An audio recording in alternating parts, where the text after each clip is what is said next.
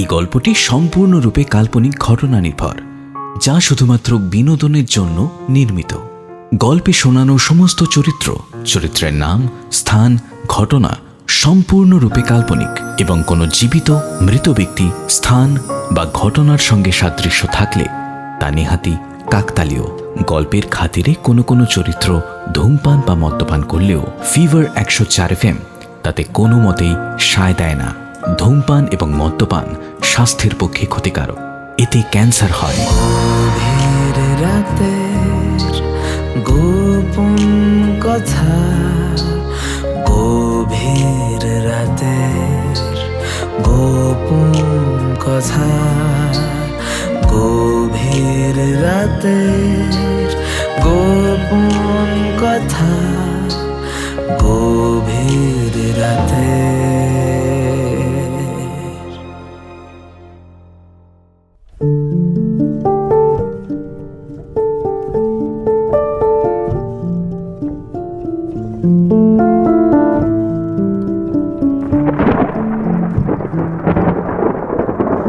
উত্তর কলকাতায় তখন ঝুম বৃষ্টি নামার উপক্রম।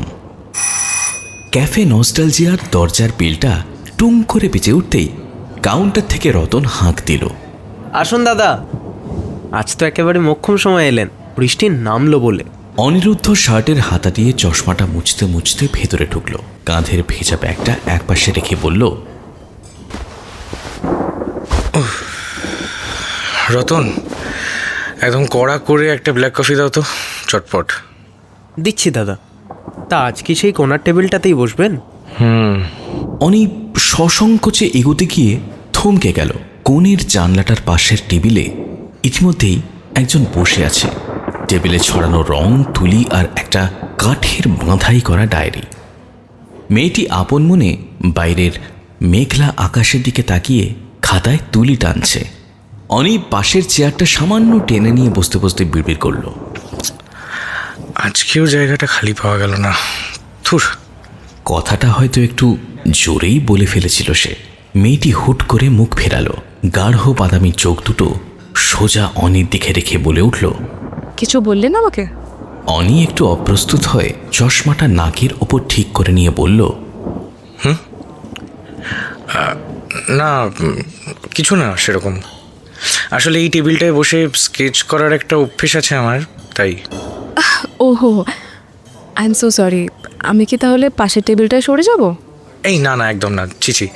আপনি আপনি বসুন, আমি এমনিই বলছিলাম। আপনি কাজ করছেন, করে নিন না। ঠিক তখনই ক্যাফের খোলা জানলা দিয়ে ঝাপটা মেরে এক ঝলক হাওয়া এলো। সঙ্গে সঙ্গে টেবিল থেকে দুটো আলগা স্কেচ কাগজ উড়ে গিয়ে সোজা অনির পায়ের কাছে পড়ল। উফ, এই হাওয়াটা না। আরে আরে, আপনি বসুন, আমি তুলছি। অনি নিচু হয়ে কাগজ দুটো তুলে নিয়ে ভালো করে তাকালো। একটা পাতায় ওয়াটার কালারে আঁকা একটা ভিজতে থাকা ট্রাম লাইন, আর অন্যটায় একটা পুরনো বারান্দা। কাগজগুলো এগিয়ে দিতে দিতে অনি অবাক হয়ে বলল, আচ্ছা, এটা কি কলেজ স্ট্রিটের সেই পুরনো বইয়ের দোকানটার সামনের গলিটা না? আরে, আপনি তো এক চান্সে চিনে ফেললেন। না হলে তো সবাই বলে এটা নাকি ইউরোপের কোনো গলির ছবি। চিনব না? ওই গলিটার প্রতিটি ইটের নকশা আমার মুখস্থ, বুঝলেন? আমি আমি আসলে আর্কিটেক্ট। পুরনো শহরের নকশা ধরে রাখাই আমার কাজ। তাই নাকি? আমি মেঘলা, ফ্রিল্যান্স ইলাস্ট্রেটর। আর আপনার নাম? অনিরুদ্ধ। আমায় এমনিতে সবাই অনি বলেই ডাকে। তাহলে অনিবাবু, আপনার সেই নকশার খাতাটা একটু দেখতে পারি?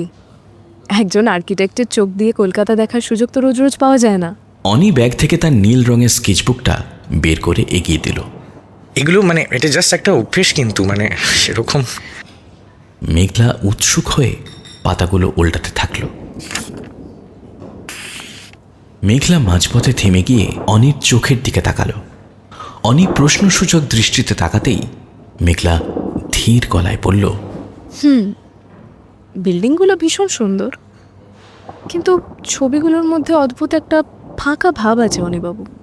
মনে হচ্ছে সব আছে, কিন্তু মানুষগুলো নিখোঁজ। আপনার স্কেচগুলোতে এত একাকিত্ব কেন? অনির হাসি মুখটা মুহূর্তের মধ্যে মিলিয়ে গেল। সে কফির কাপে একটা দীর্ঘ চুমুক দিয়ে জানলার দিকে তাকালো।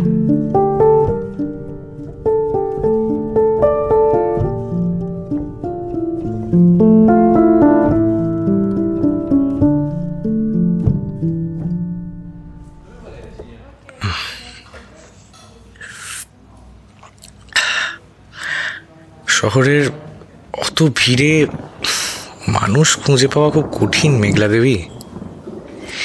ইট কাঠের কাঠামোই আসল, মানুষ তো আসে আর যায়। সব মানুষ কিন্তু চলে যাওয়ার জন্য আসে না অনিবাবু, কিছু মানুষ থেকে যেতেও আসে। অনির মোবাইলটা হঠাৎ সশব্দে বেজে উঠল। স্ক্রিনে নামটা দেখে অনির মুখটা আরো কঠিন হয়ে গেল। সে তাড়াহুড়ো করে ফোনটা সাইলেন্ট করে পকেটে পড়ল। আচ্ছা শুনুন না, কিছু মনে করবেন না, আমাকে এক্ষুনি একবার উঠতে হবে। আরে কিন্তু এত তাড়াহুড়ো কিসে? বাড়ি তো এখনো মুষলধারে বৃষ্টি হচ্ছে। না না, আসলে একটা জরুরি কাজ পড়ে গেছে, আপনি বসুন, আমি উঠি। অনি ওয়ালেট বের করে কাউন্টারে 100 টাকার একটা নোট রেখে দিল। রতন, বাকিটা পরে হবে।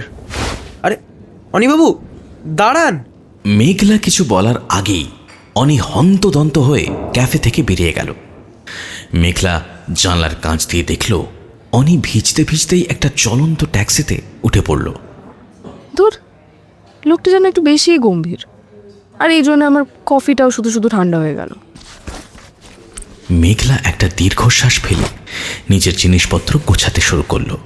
সে নিজের ডায়েরি আর ব্যাগ গুটিয়ে ক্যাফে নস্টালজিয়া থেকে বেরিয়ে একটা অটোয় উঠল। ঘণ্টাখানেক পর নিজের ফ্ল্যাটে ফিরে ব্যাগ খালি করতেই মেঘলার চোখ ছানা বড়া।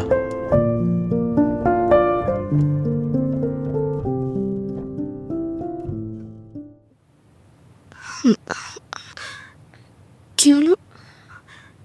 1 মিনিট, আমার ডায়েরিটা কই? ব্যাগ থেকে বেরিয়ে এলো একটা গাঢ় নীল রঙের খাতা, অনির স্কেচবুক। ও মাই গড, তাড়াহুড়ো করতে গিয়ে লোকটা আমার ডায়েরি নিয়ে চলে গেছে নাকি? নির্ঘাত তাই। আর এমা, নিজের খাতাটা তো আমার ব্যাগে দেখছি। এবার লোকটা তো কোনো নম্বরও নেই আমার কাছে। মেঘলা মাথায় হাত দিয়ে বসে পড়ল। আর ঠিক একই সময় শহরের অন্য প্রান্তে অনির শান্ত পড়ার ঘরে হঠাৎই একটা জিনিস মেঝেতে পড়ে যাওয়ার শব্দ হলো। অনির টেবিল থেকে খাতাটা তুলতে গিয়ে থমকে গেল। ডায়েরির প্রচ্ছদে গাঢ় বাদামি কাঠে খোদাই করা নাম মেঘলা বসু। এই কি, স্কেচ বইটার বদলে এটা এলো কি করে? অনি ডায়েরিটা হাতে নিয়ে দাঁড়িয়ে রইল। পাতাগুলো বাতাসের দোলায় উল্টে গেল। একটা পাতায় সুন্দর নীল কালিতে লেখা কয়েকটা লাইন অনির চোখ আটকে দিল। যে অতীত তোমাকে হাসতে ভুলিয়ে দেয়, সে অতীতকে আঁকড়ে ধরে রাখার চেয়ে একটা নতুন ভুল করাও ভালো। বৃষ্টি কিন্তু পুরনো ধুলো ধুয়ে নতুন গাছ গজাতে সাহায্য করে। পড়ে অনির বুকটা ছ্যাঁত করে উঠল।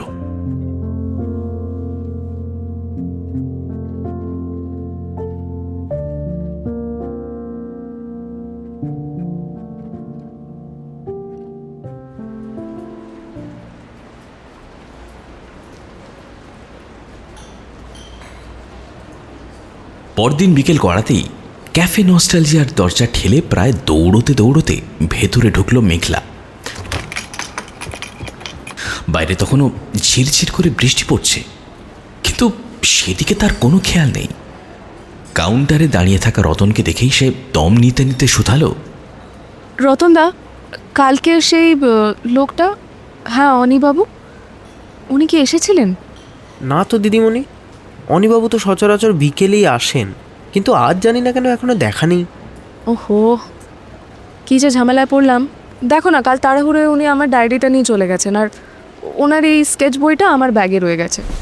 মেঘলা ধপ করে একটা চেয়ারে বসে পড়ে ব্যাগ থেকে অনির নীল স্কেচবুকটা বের করে টেবিলের ওপর রাখল।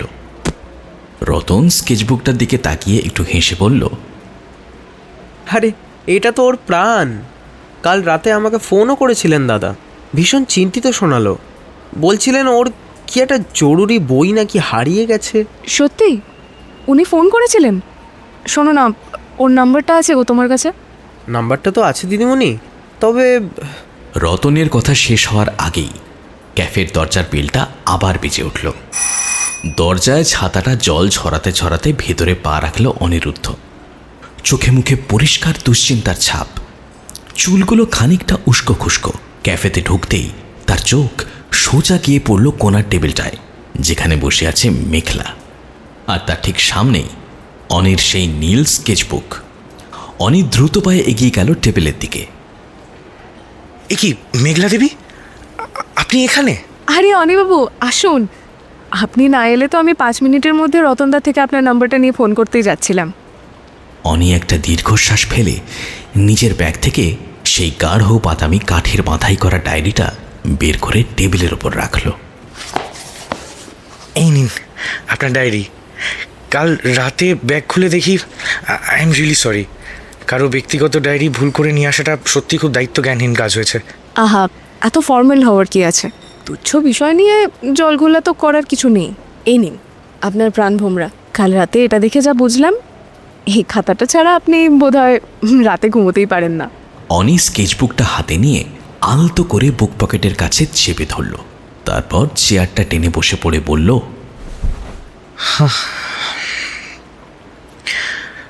ঘুম সত্যি আসেনি কাল রাতে। না, তবে খাতাটার জন্য নয়। মানে অন্য কোনো চিন্তায় ঘুম আসেনি? আপনার ডায়েরির প্রথম কয়েকটা পাতা আমাকে খুলতেই হয়েছিল, অন্তত মানে আপনার কোনো ফোন নম্বর বা ঠিকানা যদি পাওয়া যায় সেটা দেখার জন্যই। ও, তার মানে অন্যের ব্যক্তিগত ডায়েরিতে উকি মারা হয়ে গেছে। বেশ, তা কি পড়া হলো? ওই লাইনটা, বৃষ্টি আর পুরনো ধুলো ধুয়ে যাওয়ার সেই লাইনটা, ওটা কি আপনি লিখেছেন? মেঘলা কফির অর্ডার দেওয়ার জন্য রতনকে হাত তুলে সংকেত দিয়ে আবার অনির দিকে ঘুরল। হ্যাঁ, কেন বলুন তো? খুব বাজে লেগেছে না পড়তে? কবি কবি ভাব বেশি হয়ে গেছে নিশ্চয়ই।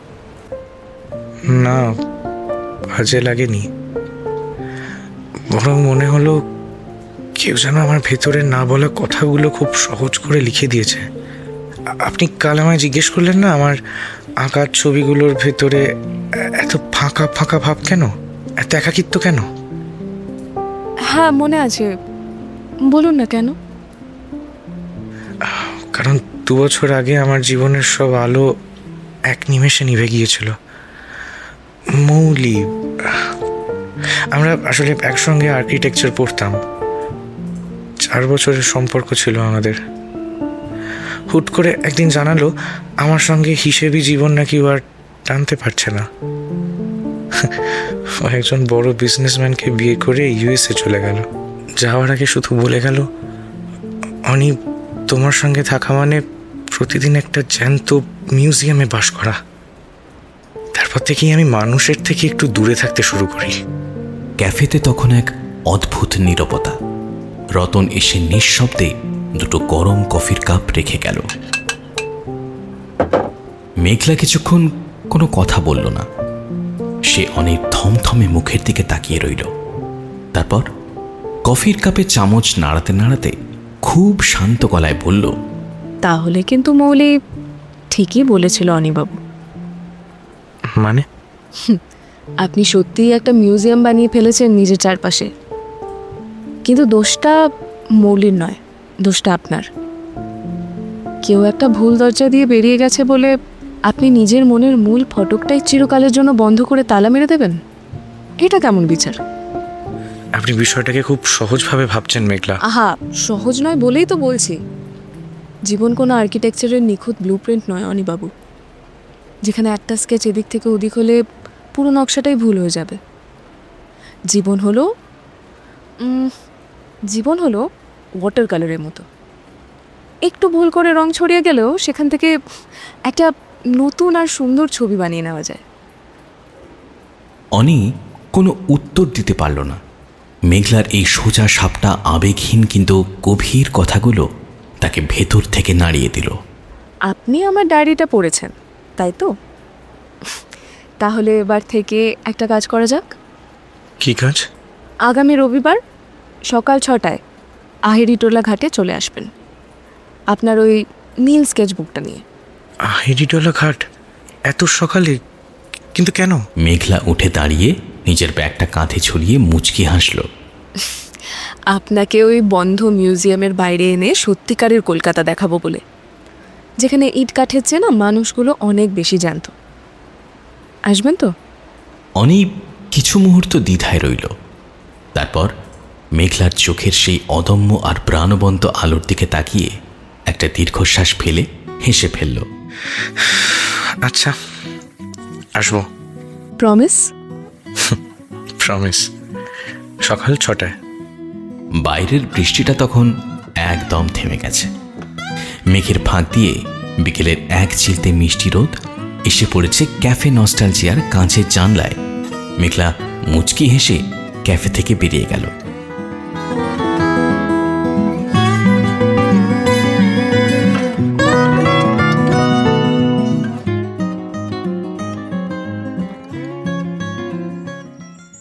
রবিবার ভোর 6:45।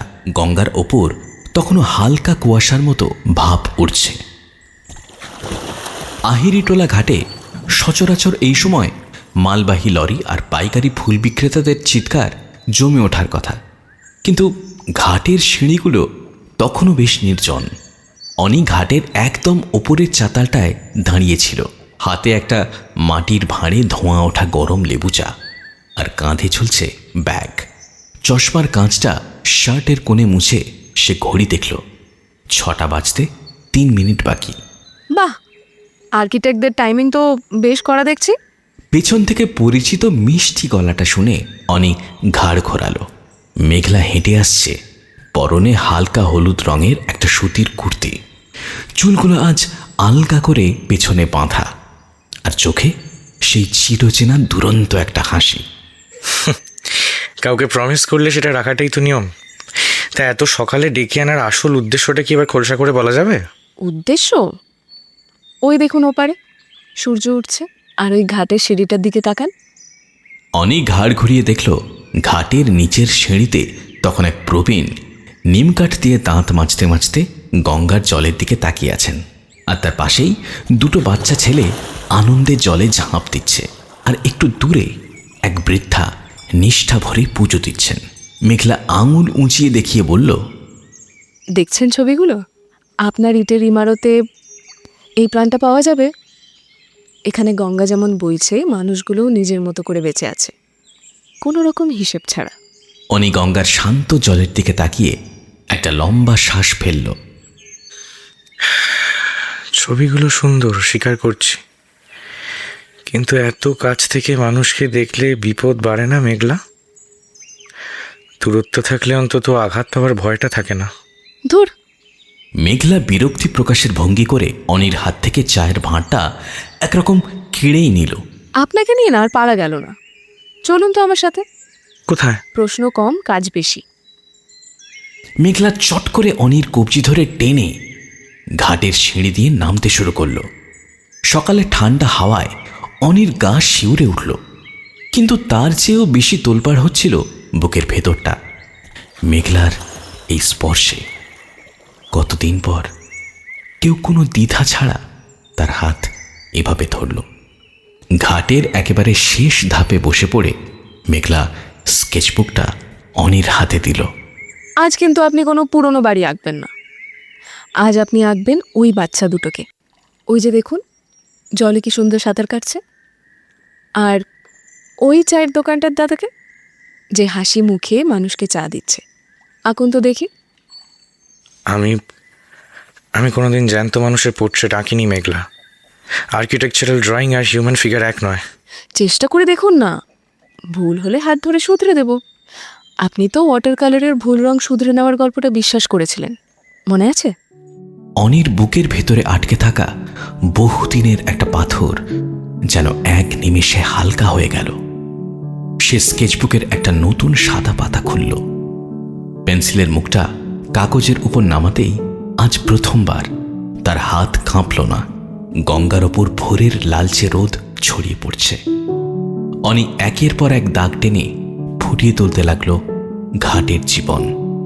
কিন্তু অদ্ভুতভাবে 10 মিনিট পর সে খেয়াল করল তার পেন্সিলটা আর বাচ্চা দুটোর দিকে নেই। পেন্সিলের টানে খাতার পাতায় ফুটে উঠছে একটা মেয়ের অবয়ব, হাওয়ায় উড়তে থাকা চুল আর হাসি মুখের 2 চোখ। মেঘলা কৌতূহল সামলাতে না পেরে ঝুঁকে দেখল, এই, এটা তো আমি। আপনি আমার ছবি আঁকছিলেন? অনি ধরা পড়ে গিয়ে এক মুহূর্তে পেন্সিল থামিয়ে দিল। চশমাটা নাকের উপর ঠেলে একটু লজ্জিত গলায় বলল, আসলে আমি চারপাশের জীবন্ত মানুষকে দেখতে গিয়ে সবচেয়ে স্পষ্ট মানুষটাকেই সামনে দেখতে পেলাম। আই এম রিয়েলি সরি, মানে না বলে আঁকাটা অন্যায় হলো না? অন্যায়? জীবনের সেরা কমপ্লিমেন্ট পেলাম আজ। আর শুনুন, ছবিটা কিন্তু অসম্পূর্ণ। অসম্পূর্ণ মানে? নিচে আপনার সইটা কোথায়? কোনো শিল্পী কি তার সেরা কাজটা না সই করে রেখে দেয়? অনি মেঘলার দিকে তাকিয়ে রমরমে ভোরের আলোয় যেন নিজেকে আবার নতুন করে খুঁজে পেল। সে চট করে ডায়েরির কোনায় নামটা সই করে দিল। ও, অনি। এই নিন। এবার ঠিক আছে।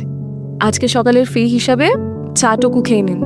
আর হ্যাঁ, আগামীকাল থেকে প্রতিদিন বিকেলে ক্যাফেতে আমার সঙ্গে 1 কাপ কফি কিন্তু মাস্ট।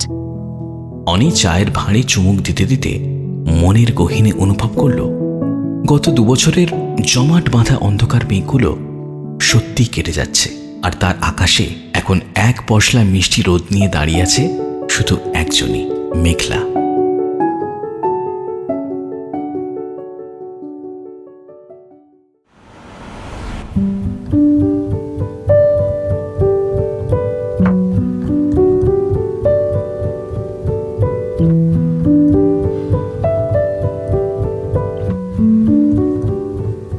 পরবর্তী 2 সপ্তাহ কিভাবে কেটে গেল তা অনি আর মেঘলা কারোরই যেন কোনো খেয়াল রইল না।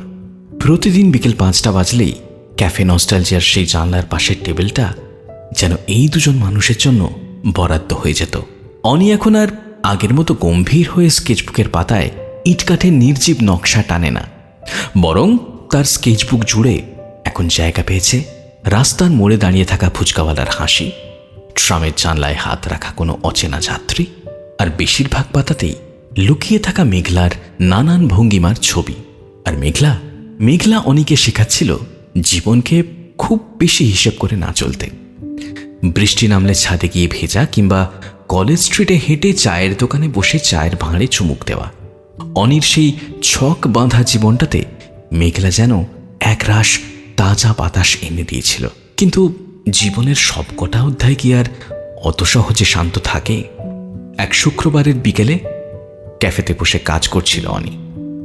মেঘলা তখনও এসে পৌঁছয়নি, তার একটু দেরি হচ্ছিল। অনি কফির কাপে চুমুক দিয়ে ল্যাপটপে তার আর্কিটেকচারাল প্রজেক্টের 3D মডেলিং দেখছিল। ঠিক তখনই ক্যাফের কাঠের দরজাটা খুলল। একটা বড্ড চেনা সুগন্ধ বাতাসে ভেসে এলো। অনি না তাকিয়েও যেন বুঝতে পারল বাতাসটার তীব্রতা। সে মুখ তুলে তাকাতেই স্তব্ধ হয়ে গেল। তার ঠিক সামনে দাঁড়িয়ে আছে মৌলি, লাল রঙের ডিজাইনার শাড়ি, চোখে আধুনিক মেকআপ, আর মুখে সেই পুরনো চেনা ঈষৎ আত্মবিশ্বাসী হাসি। মৌলিকে শেষবার যখন অনি দেখেছিল তখন মৌলি তাকে ছেড়ে আমেরিকা যাওয়ার বিমানে উঠছিল, আর আজ ঠিক 2 বছর পর সে সোজা তার সামনে। হাই অনি। মৌলি তার সেই ভীষণ পরিচিত ভঙ্গিতে অনির সামনের ফাঁকা চেয়ারটা টেনে বসে পড়ল। রতনের থেকে শুনলাম তুই নাকি রোজ এই সময়টাতেই এই ক্যাফেতে বসে থাকিস, তাই সোজা চলে এলাম। অনির হাতটা ল্যাপটপের ওপর জমে বরফ হয়ে গেল। বুকের ভেতর হাজারটা পুরনো স্মৃতির ধাক্কা, কিন্তু মুখে সে অদ্ভুত এক নীরবতা বজায় রাখল। মৌলি, তুই হঠাৎ এখানে? এই কলকাতায় এলাম 3 দিনের জন্য, অফিসিয়াল একটা কাজ ছিল। আর তোকে খুব দেখতে ইচ্ছে করছিল অনি। কেমন আছিস রে তুই? ভালো আছি। আজও সেই পুরনো ক্যাফে, সেই স্কেচ বই। তোকে দেখে মনে হয় সময়টা যেন তোর জন্য এক জায়গায় থমকে আছে অনি। কিন্তু বিশ্বাস কর, আমেরিকায় গিয়ে বুঝেছি পুরনো জিনিসগুলোর মধ্যে একটা অদ্ভুত শান্তি থাকে। আমি খুব ভুল করেছিলাম অনি। শিবমের সাথে গত মাসে আমার ডিভোর্স হয়ে গেছে। অনি একটু চমকে উঠে মৌলির দিকে তাকালো। মৌলি টেবিলের উপর হাতটা বাড়িয়ে অনির হাতের ওপর রাখল। অনির স্পর্শে একটা সূক্ষ্ম অস্বস্তি কেঁপে উঠল। ও খুব প্র্যাকটিক্যাল হতে চেয়েছিল, কিন্তু ওর মধ্যে কোনো মন ছিল না অনি। তোর ওই যে আবেগী মনটা, যেটা আমি একদিন অপছন্দ করে চলে গিয়েছিলাম, আজ বুঝি সেটাই একটা মানুষের সবচেয়ে বড় গুণ। শোন না অনি, আমি আমি আবার ফিরে আসতে চাই। আবার কি সবটা আগের মতন শুরু করা যায় না? অনেক কি বলবে বুঝতে পারছিল না। গত 2 বছরের জমাট বাঁধা অভিমান, ব্যথা আর ক্ষোভ যেন হঠাৎ করে তার গলায় আটকে গেল। আর ঠিক তখনই ক্যাফের দরজার বেলটা বেজে উঠল। ঝুম বৃষ্টি নামার ঠিক আগের মুহূর্তে হাঁপাতে হাঁপাতে ভেতরে ঢুকলো মেঘলা। তার হাতে 2টো আইসক্রিম আর মুখ চুড়ে সেই ছোঁয়াচে হাসি। অনি, দেখলে তো, আমি ঠিক বৃষ্টি নামার আগেই চলে এলাম। কথাটা মাঝপথেই থেমে গেল মেঘলার। সে দেখল অনির টেবিলে একটি অত্যন্ত সুন্দরী মেয়ে বসে আছে, যার হাত অনির হাতের ওপর রাখা, আর অনির মুখটা ফ্যাকাশে, থমথমে। ক্যাফে নস্টালজিয়ায় যেন মুহূর্তের জন্যে সময়টা জমে গেল। মৌলি মুখ ফিরিয়ে মেঘলার দিকে তাকালো। অতি সাধারণ একটা কুর্তি পরা, হাতে আইসক্রিম নিয়ে দাঁড়িয়ে থাকা মেয়েটাকে দেখে মৌলি একটু ভুরু কুঁচকে অনিকে জিজ্ঞেস করল, অনি, ইনিকে?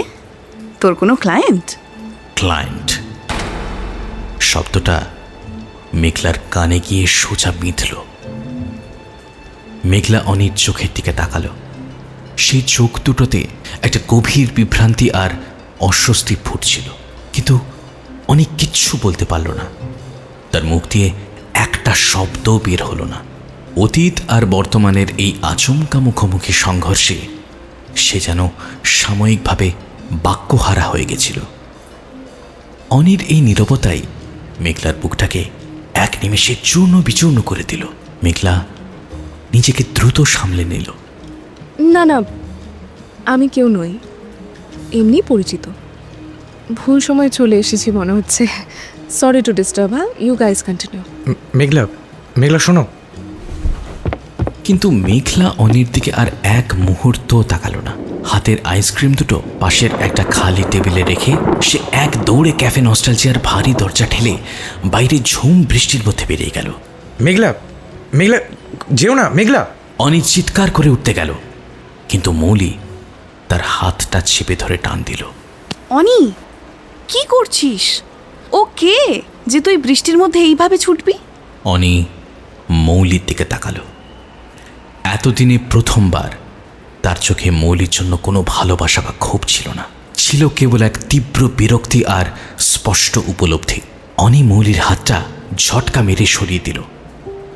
মেঘলা দাঁড়াও, ছাড় আমার হাতটা মৌলি।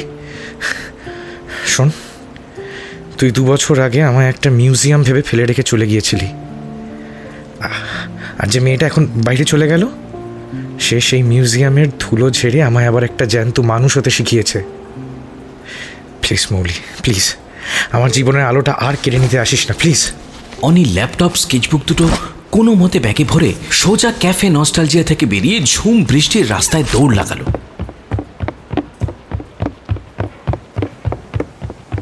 বাইরে তখন মুষলধারে বৃষ্টি নামছে। রাস্তার ভিজতে থাকা ভিড়ের মধ্যে অনি হন্যে হয়ে খুঁজতে লাগলো একটা চেনা মুখ, চুল আলগা করে বাঁধা সেই ইলাস্ট্রেটর মেয়েটিকে, যে ভুল রং মুছে দিয়ে মানুষের জীবন নতুন করে আঁকতে শেখায়।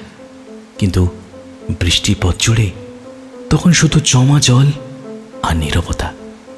মেঘলা কোথাও নেই। মুষলধারায় ঝরতে থাকা শ্রাবণের বৃষ্টিতে এক নিমেষে ভিজে একসা হয়ে গেল অনি। ট্যাক্সি স্ট্যান্ড, বাসস্টপ, এমনকি মোড়ের সেই চায়ের দোকান, কোথাও মেঘলা নেই। পকেট থেকে ফোন বের করে সে একটার পর একটা রিং করে গেল, কিন্তু উপাস থেকে এক টানা বেজে চলল।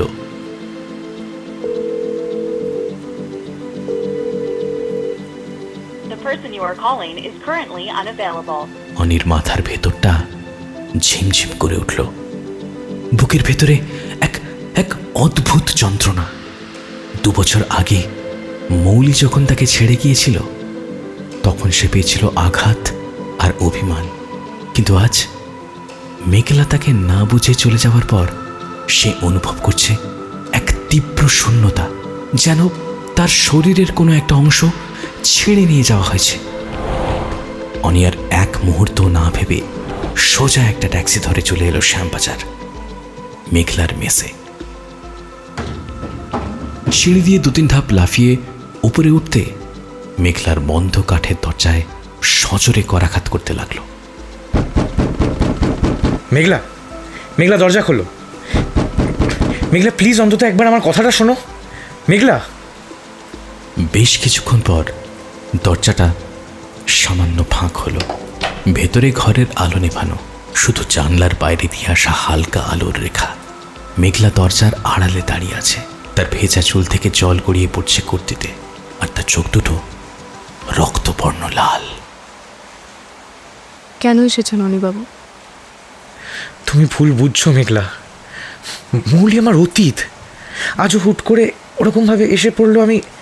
আমি সত্যি অপ্রস্তুত হয়ে পড়েছিলাম, কিন্তু ওর সাথে আমার এখন আর কোনো... আমি আপনার অতীত নিয়ে একটাও প্রশ্ন করেছি বলে তো মনে হয় না অনিবাবু। আপনি আমায় কি পরিচয় দিয়েছিলেন ওর সামনে? ক্লায়েন্ট? একটা শব্দও তো আপনার মুখ থেকে তখন বেরোচ্ছিল না। আমি থমকে গিয়েছিলাম মেঘলা। আমি তোমায় থামুন। ভালোবাসার কথা অন্তত আমাকে বলবেন না। ভালোবাসায় কোনো দ্বিমত বা দ্বিধা থাকে না অনিবাবু। 2 বছর ধরে একটা পুরনো স্মৃতির কঙ্কালকে আগলে বসে আছেন আপনি। আপনার ওই মিউজিয়ামে অন্য কারোর কোনো জায়গাই নেই। আমাকে প্লিজ ক্ষমা করবেন, আমি কোনো পুরনো গল্পের বিকল্প হতে আসিনি। মেঘলা, মেঘলা প্লিজ। বাড়ি যান অনিবাবু, শরীর খারাপ করবে। আর কাল থেকে ক্যাফেতে আমি আর আসবো না।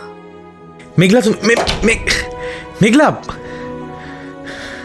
কথাটা বলেই মেঘলা অনির মুখের ওপর ধড়াম করে দরজাটা বন্ধ করে দিল।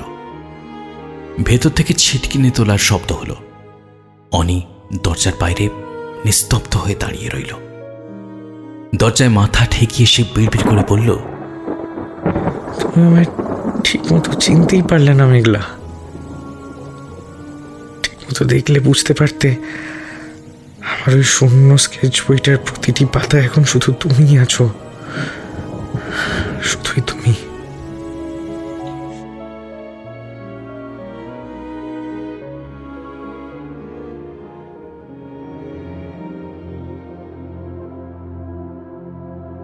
পরের 3টে দিন কিভাবে কাটলো অনি নিজেও জানে না। সে না গেল অফিসে, না খেলো ঠিক মতো। সল্টলেকের ফ্ল্যাটের অন্ধকার ঘরে বসে শুধু একের পর এক পাতা এগিয়ে গেল তার স্কেচবুকে। জীবনের সমস্ত রং, সমস্ত আকুতি, সমস্ত অনুশোচনা সে ঢেলে দিল তার আঁকার পাতায়। 4 নম্বর দিন সকালে অনির দরজায় বেল বাজল। দরজা খুলতেই সামনে দাঁড়িয়ে ছিল ঋষি, অনির বন্ধু তথা ক্যাফে নস্টালজিয়ার মালিক। ঋষির হাতে একটা মস্ত বড় খাম। অনিকে দেখেই ঋষি চেঁচিয়ে উঠল, তো চেহারাটা কি বানিয়েছিস তুই অনি? দাড়ি গোপ গজিয়ে পুরো দেবদাস হয়ে বসে আছিস। তুই হঠাৎ এখানে? আমি না এলে ক্ষতিটা তোরই হতো অনি। শোন, মেঘলা আজ সন্ধ্যের ট্রেনে দার্জিলিং চলে যাচ্ছে। ওখানে একটা আর্ট স্কুলে ইলাস্ট্রেশন টিচার হিসেবে জয়েন করছে ও। আজ চলে যাচ্ছে? ঋষি ব্যাগ থেকে একটা চিঠি বের করে অনির দিকে বাড়িয়ে দিল। কাল রাতেও ক্যাফেতে এসেছিল আমার কাছে চাবি জমা দিতে। তোর জন্য ওই চিঠিটা দিয়ে গেছে, আর বলেছে তোকে যেন এটা আজ বিকেলের আগে আমি না দিতে পারি, যাতে তুই ওকে আটকাতে না পারিস, ও থেকে যায় প্রেম হেন টেন, বুঝলি তো? তাহলে এখন কি করতে হবে জানিস?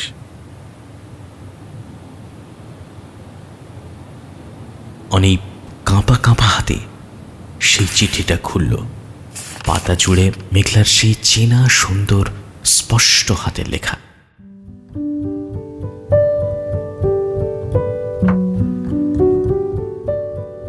অনিরুদ্ধ, জীবনটা সত্যিই কোনো নিখুঁত ব্লুপ্রিন্ট নয়। রং ছড়ালে যেমন নতুন ছবি হয়, তেমনই কিছু সম্পর্কের শেষটাও সুন্দর হতে পারে। আপনাকে আমি দোষ দিচ্ছি না। আসলে আমরা ভুল সময় একে অপরের মুখোমুখি হয়েছিলাম বোধহয়। আপনি অতীত আঁকড়ে থাকতে চেয়েছেন আর আমি ভবিষ্যৎ গড়তে চেয়েছিলাম। ভালো থাকবেন। আপনার স্কেচ বইগুলোতে এবার অন্তত কিছু মানুষ আঁকবেন নিজের মতো করে। মেঘলা। চিঠিটা পড়েই অনি দেওয়াল ঘড়ির দিকে তাকালো। বিকেল 4টে বাজে। হাওড়া থেকে দার্জিলিং মেল ছাড়তে আর মাত্র 1.5 ঘন্টা বাকি। অনি ছুটে গিয়ে টেবিল থেকে তার সেই নীল স্কেচবুকটা তুলল। ঋষি, তোর বাইকের চাবিটা দে তো।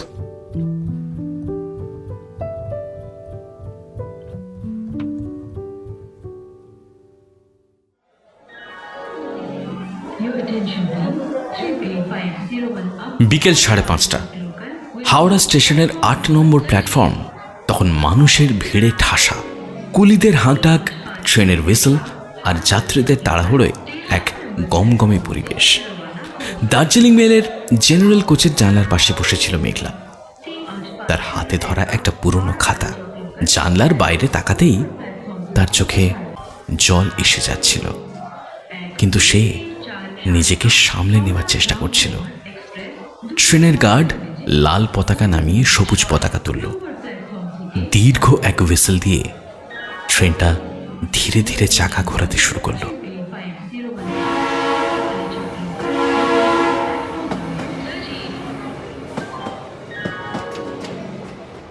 আর ঠিক তখনই ট্রেনের গতি বাড়ার সাথে সাথে একটা চেনা হাঁপাতে থাকা চিৎকার কানে এলো মেঘলার।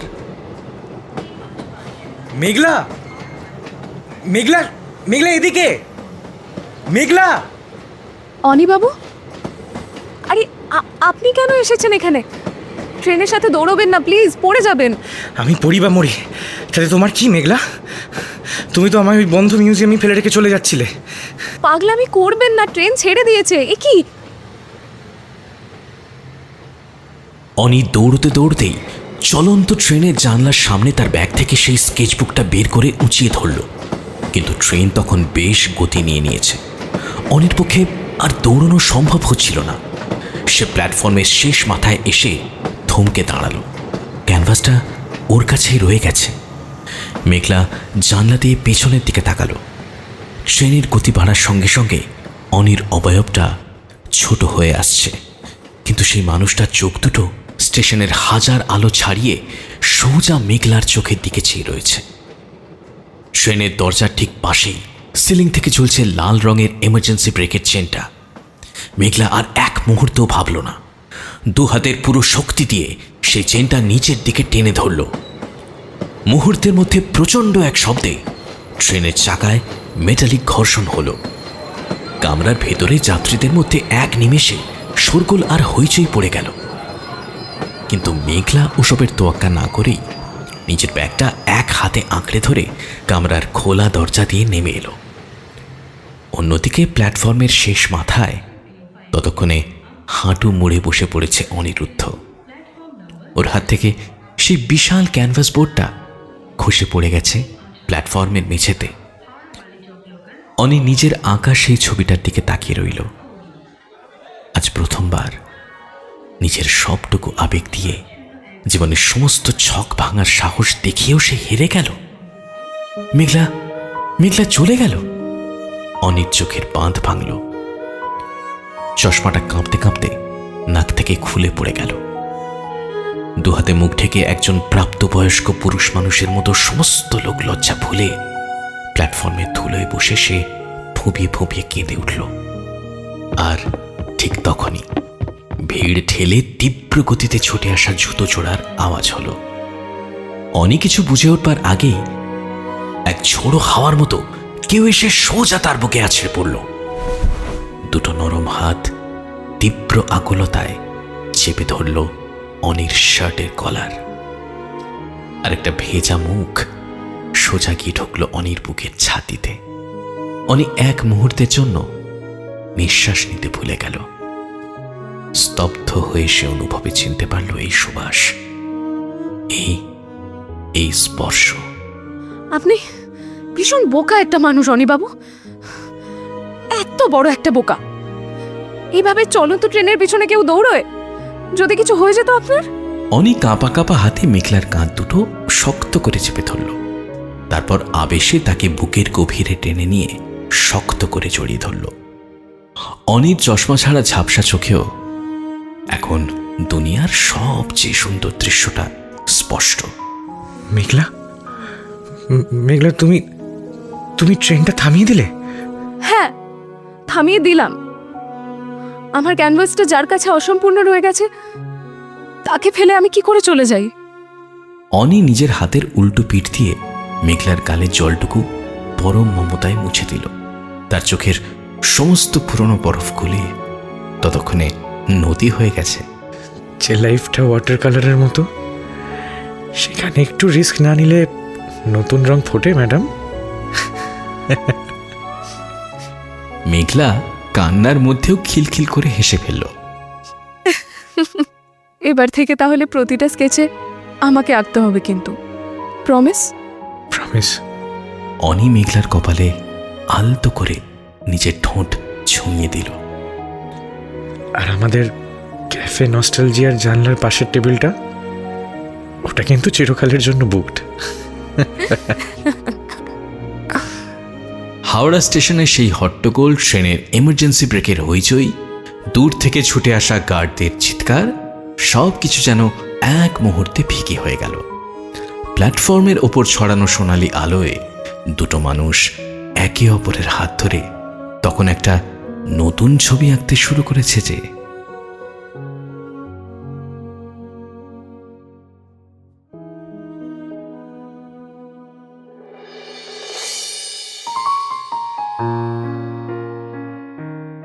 এতক্ষণ শুনছিলে গল্প ভালোবাসার museum, radio adaptation, team fever, narrator Rudra, Aniruddha চরিত্রে চয়ন, মেঘলার চরিত্রে ঐন্দ্রিলা, মৌলির চরিত্রে আরজে প্রিয়াঙ্কা, রতনের চরিত্রে অগ্নিভ, ঋষির চরিত্রে RJ Dev, sound design Agnibh, visual design Aritra, সমগ্র ভাবনা, পরিকল্পনা এবং পরিচালনায় অরিন্দম।